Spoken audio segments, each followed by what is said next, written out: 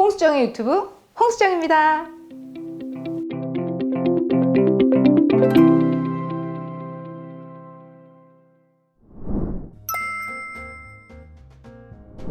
갑상선의 암의 종류 중에 두 번째로 흔한 애들이 여포암이에요. 갑상선 세포 중에 여포세포에서 기원을 했는데 모양을 보고 이거는 여포암이다, 이거는 유두암이다 라고 구분하기는 어려워요. 대부분 세포 검사로 구분을 하고 유두암이 한 80에서 90%를 차지한다면 여포암은 한 10% 내외라고 생각하시면 되고, 근데 여포암은 어려운 점이 세침 검사 결과로 이거는 암입니다, 이거는 양성입니다 구분하기가 어려운 경우가 많아요. 예를 들어 세포 검사를 했는데 이거는 암인 것 같기도 하고 암이 아닌 것 같기도 한데 총체적으로는 수술을 해봐야 알겠어요 라는 결과를 내는 가장 흔한 타겟의 암이 바로 여포암이에요. 그래서 세포 검사의 정확성이 좀 떨어지기 때문에 조직 검사를 하기 위해서라도 수술이 조직 검사의 최종적인 목표가 되는 경우가 많은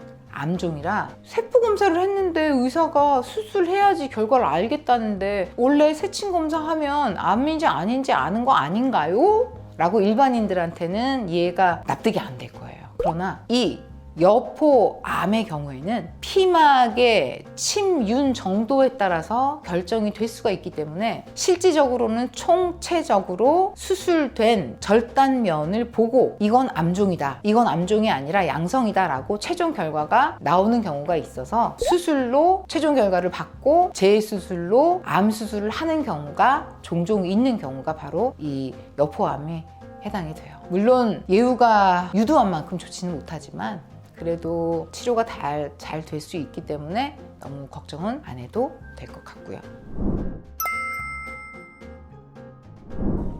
갑상선 암 중에 피검사로 진단될 수 있는 암이 있어요. 그게 바로 수질암이에요. 갑상선의 수질암은 흔하진 않지만 칼시토닌이라는 피검사 수치가 올라가요. 그래서 피검사로 진단이 될 수 있는 암이기도 해요. 초음파적 특징, 혹의 특별한 특징은 없어요. 왜냐하면 그 암 자체의 기원이 갑상선의 어떤 C셀하고 관련이 되어 있어서 그런 특징을 가지고 있거든요. 그러면 그 이외에는 피검사로 암이 있는 걸 알 수는 없나요? 칼시토닌이 갑상선 수질암 때 올라가는 거 말고는 갑상선 암이다를 진단할 수 있는 피검사는 없어요. 단 갑상선 암을 수술한 사람은 갑상선 수치 중에 특히 전절제를 하고 나서 타이로글로불린이라는 수치가 올라가면서 재발을 의심할 수 있어요. 다시 한번, 타이로글로불린을 갑상선 암을 진단하는 데 쓰진 않아요. 그러나 갑상선 암 때문에 전절제를 하고 갑상선이 없는 사람한테는 타이로글로불린 수치가 점점 올라가는 것으로 이 사람 전절제한 갑상선 암 환자인데 혹시 재발되었나?를 의심할 수 있는 의심 수치로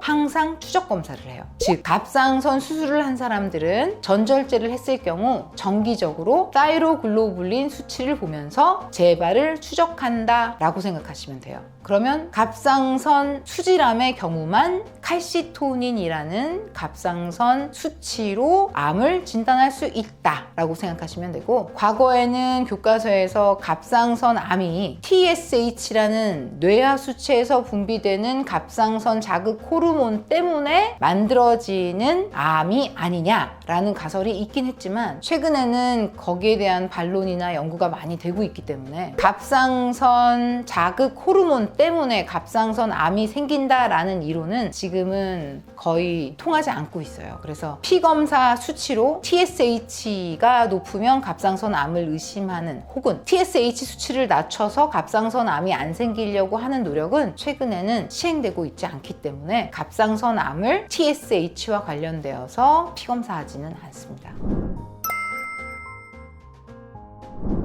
갑상선 암의 치료. 갑상선 암의 치료는 최근에 로봇, 그다음에 오래된 것 중에 내시경 이렇게 많이 발달이 되어 있어서, 물론 과거부터 시행되어 온 절제를 통해서 이제 갑상선 암을 암이 있는 쪽 반을 절제해서 반절제를 하느냐, 아니면 전절제, 전체를 다 절제하느냐, 아니면 혹이 있는 부분만 절제를 하느냐, 이런 여러 가지 시술이 있을 거고, 그 다음에 수술 방법에 따라서 임파절이 너무 경부에 많이 전이가 된 게 의심될 때는 중앙 부위에 있는 임파절을 같이 절제를 하느냐, 아니면 오른쪽에 함께 경부 턱 밑까지 같이 넓게 경부에 있는 임파절을 절제하느냐, 이거에 따라서 수술 범위가 다 결정이 될 거고, 방법에 따라서는 어떤 기계를 쓰느냐에 따라 또 틀리겠죠. 사람이 직접 열고 할 때는 외과적인 수술이 되겠고, 로봇을 이용하면 로봇 어시스트로 수술이 시행될 거고, 그 다음에 라파로스콥, 즉 복강경처럼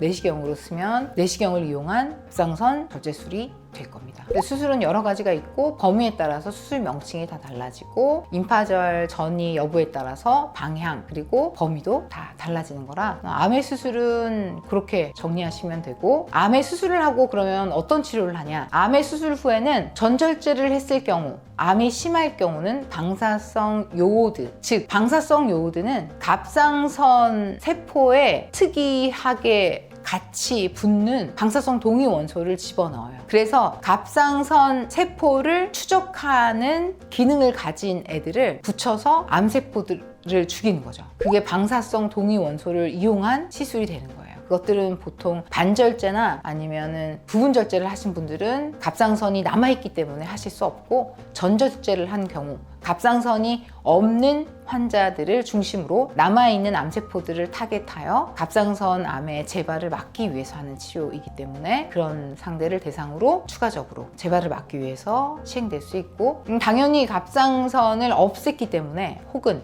부분절제를 해서 기능이 모자란다면 갑상선 기능을 할 수 있는 만들어진 약을 먹어야 될 거고, 그게 합성 갑상선 호르몬일 거고요. 사람에 따라서는 다른 부갑상선 기능이라든지 이런 것들 보조해주는 경우들도 있고, 그렇게 해서 보조치료가 같이 들어갈 수 있습니다.